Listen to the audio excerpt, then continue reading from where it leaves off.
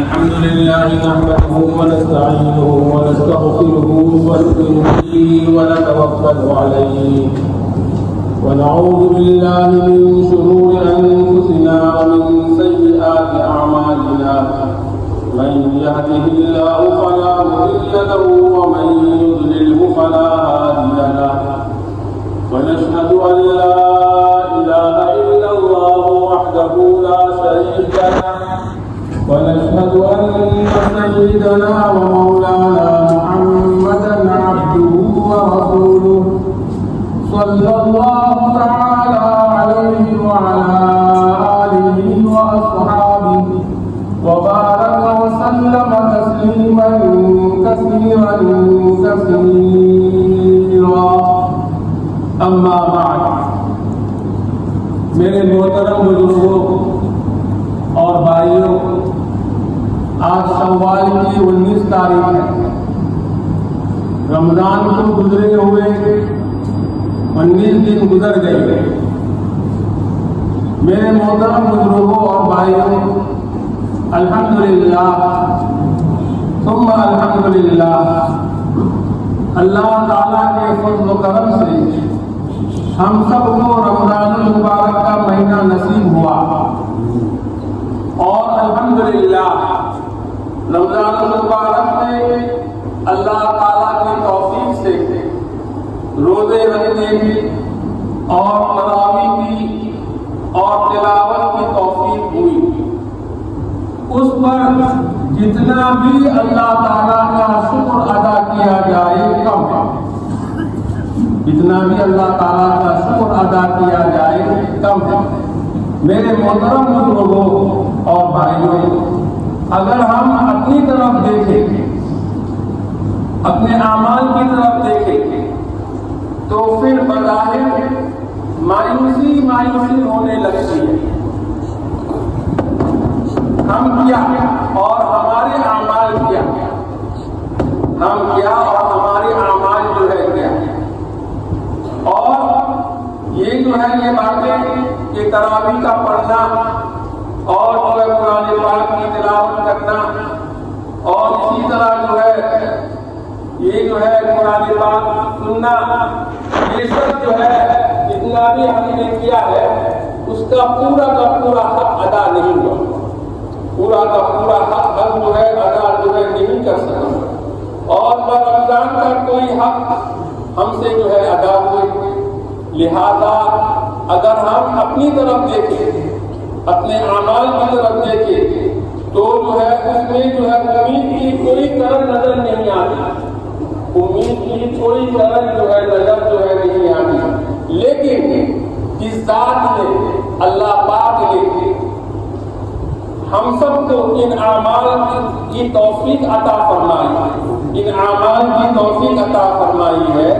اگر اللہ پاک کی ذات کی طرف دیکھیں، اللہ پاک کی جو ہے ذات کی طرف دیکھیں اور اس کی رحمت کی طرف ہم دیکھیں، تو مایوسی کا کوئی راستہ نہیں، ناامیدی کا کوئی راستہ نہیں۔ جب انہوں نے ہم سب کو جو ہے کہتے ہیں روزہ رکھنے کی توفیق عطا فرمائی، تراویح وغیرہ، یہ سب کچھ جو ہے اللہ تعالیٰ کی طرف سے تھی، یہ سب کچھ جو ہے اللہ تعالیٰ کی طرف سے تھی، ہمارے بس میں نہیں تھا، ہمارے بس میں جو ہے یہ جو ہے نہیں تھا۔ یہ سب اعمال اللہ تعالیٰ کی طرف سے کرنے کی توفیق ہوئی، تو جو ہے جب انہوں نے توفیق عطا فرمائی، جب اللہ پاک نے ہم سب کو جو ہے کرنے کی جو ہے توفیق عطا فرمائی، تو پھر ان کی رحمت کو جو ہے کیوں نہ دیکھیں، اللہ تعالیٰ کی رحمت کو ہم جو ہے کیوں نہ دیکھیں۔ جب انہوں نے عطا فرمائی ہے تو جو ہے انشاءاللہ تعالیٰ قبول کرنے کے لیے عطا فرمائی ہے، اللہ تعالیٰ جو ہے قبول کرنے کے لیے عطا فرمائی ہے۔ عبادت کے قبول ہونے کی نشانی کیا ہے؟ عبادت کی قبول ہونے کی نشانیاں کیا ہے؟ بے شک ہر عبادت کے ساتھ فکر یہ ہونی چاہیے کہ وہ عبادت اللہ تعالیٰ کی دربار میں، اللہ تعالیٰ کی بارگاہ میں جو قبول ہو، حکیم الامت حضرت مولانا اشرف علی صاحب تھانوی نور اللہ مرکزہ فرمایا کرتے تھے کہ کسی عبادت کی قبولیت کی علامت کیا ہے؟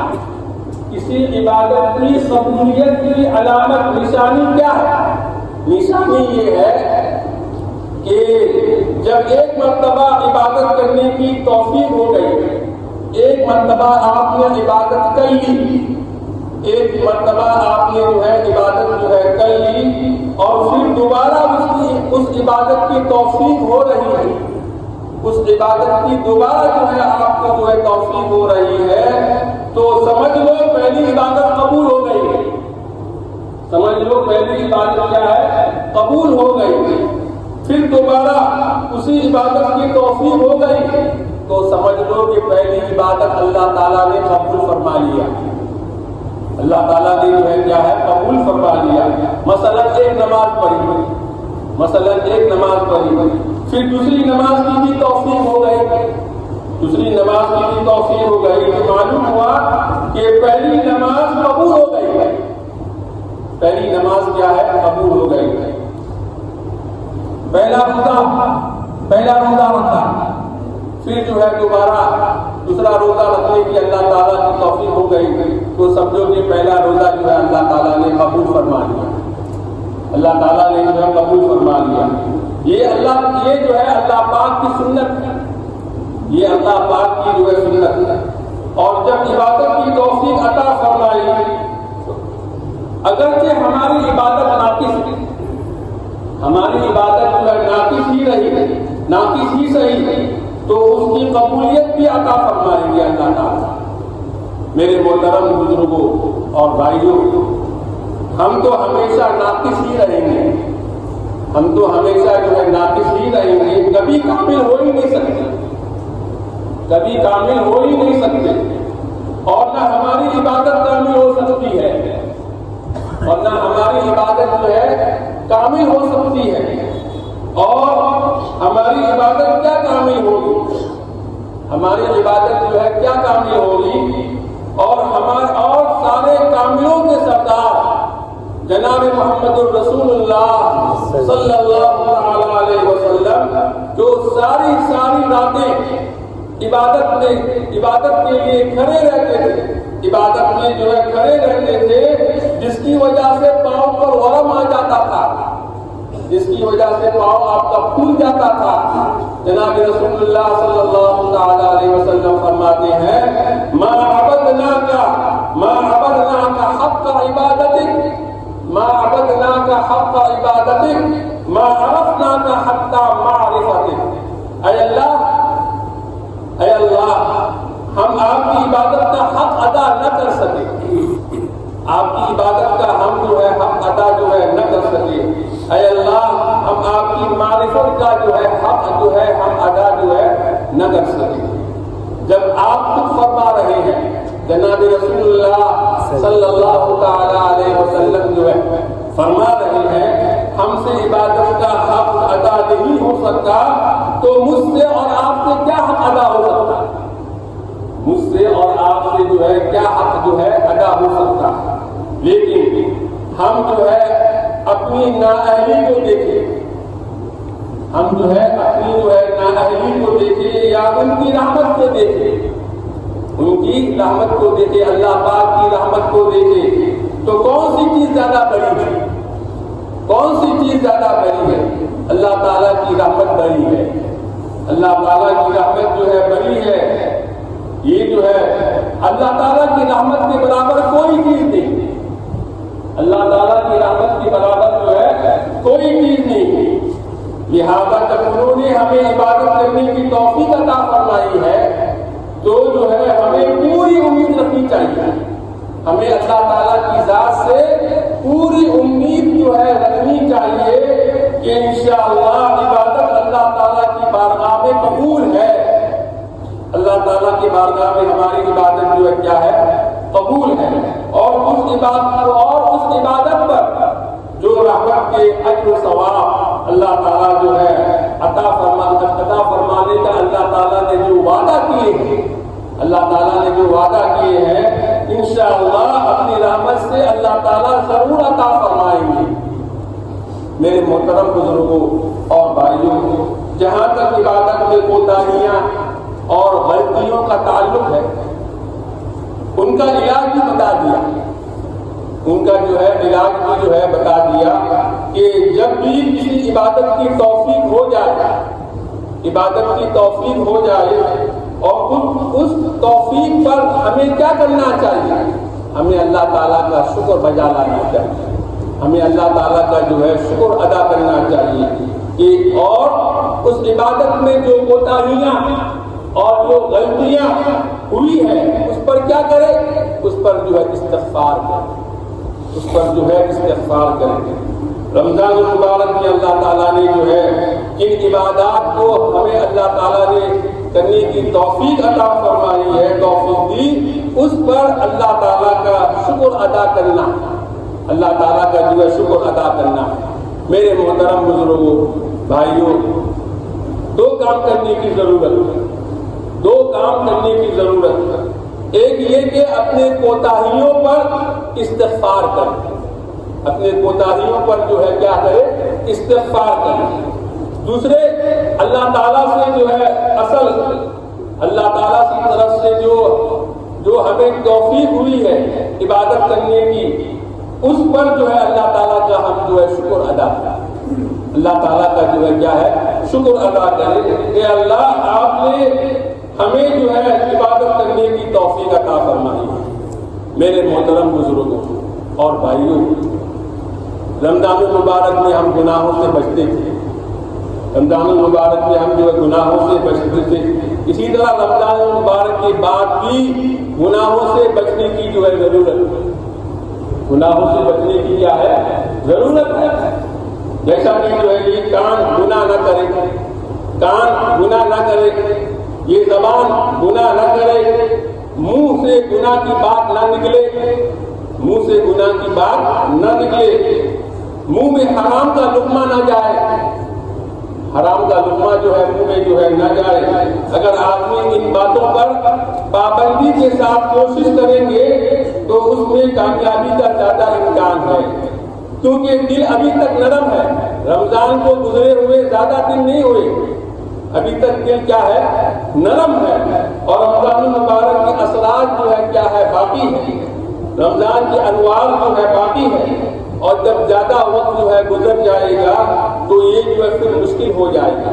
اور نمازوں کی پابندی کریں، معاف کیجیے گا، رمضان المبارک میں مسجدیں جو ہے بھری ہوئی تھی، اب رمضان کے بعد مسجدیں خالی ہو گئی، ہمیں نمازوں کی جو ہے پابندی کرنی چاہیے، نمازوں کی جو ہے پابندی جو ہے کرنی چاہیے۔ میرے محترم بزرگوں اور بھائیوں، اور جو حالات ہمارے سامنے ہیں، جو حالات میں ہمارے سامنے ہیں، تو آپ سب کو معلوم، آپ سب کو جو ہے معلوم ہے، تفصیل پر جانے کا وقت جو ہے نہیں ہے۔ بس یہ ہے کہ اللہ پاک ہم سے بہت بہت ناراض ہے، اللہ تعالیٰ ہم سے جو ہے بہت بہت کیا ہے؟ ناراض ہے۔ اللہ پاک کو راضی کرنا ہے، اللہ پاک کو جو ہے راضی کرنا ہے۔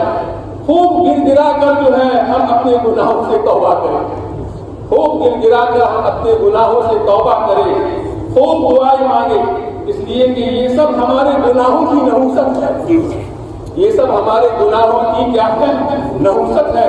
صلاۃ التوبہ پڑھ کر توبہ کرے، صلاۃ التوبہ پڑھ کر جو ہے توبہ کرے، اللہ تعالیٰ سے معافی مانگے، یا اللہ جو کچھ ہو رہا ہے یہ آپ کے حکم سے ہوتا ہے، آپ کے حکم کے بغیر کچھ نہیں ہوتا، کوئی کچھ نہیں کر سکتا، کسی سے کچھ نہیں ہو سکتا، آپ کے حکم کے بغیر کچھ نہیں ہوتا، آپ کے حکم کے بغیر کچھ نہیں ہوتا۔ گناہوں سے اور یہ دعا کریں، یا اللہ تیری رحمت میرے گناہوں سے بہت بڑی ہوئی ہے، تیری رحمت ہمارے گناہوں سے بہت بڑی ہے، 1 کروڑ گناہ بھی معاف کرنا یا اللہ آپ کے لیے مشکل نہیں ہے، 1 کروڑ یا اس سے زیادہ گناہ بھی ہو یا اللہ معاف کرنا آپ کے لیے کوئی مشکل نہیں ہے۔ رسول اللہ صلی اللہ تعالی علیہ وسلم فرماتے ہیں کثرت سے استغفار کریں، خوب استغفار کریں، اپنے گناہوں سے خوب جو ہے اللہ تعالیٰ سے معافی مانگیں۔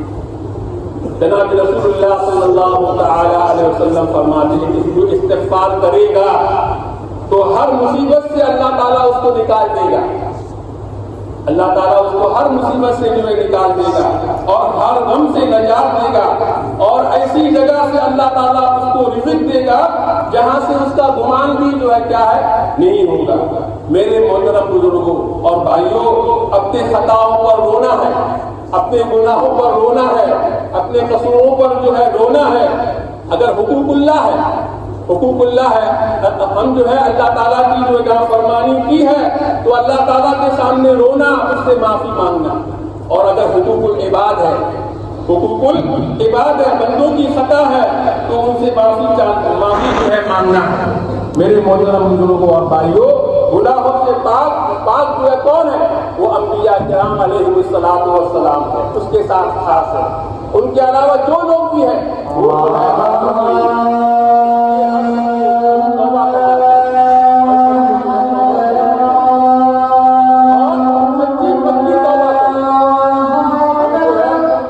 وہ کی توبہ کرے انشاءاللہ تعالیٰ اللہ تعالیٰ جیسا کہ ایک چھوٹا سا بچہ جو ہے چلنے لگتا ہے، چھوٹا سا بچہ جو ہے چلنے لگتا ہے، وہ چلتے چلتے وہ گر جاتا ہے، چلتے چلتے جو ہے گر جاتا ہے تو باپ اس کی جو ہے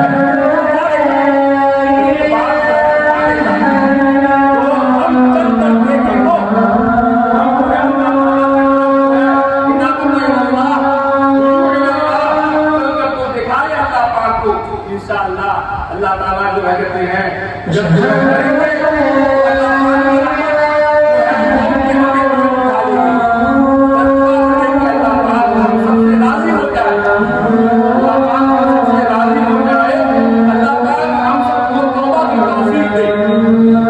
اور ہمیں اپنا محبوب بنا لے۔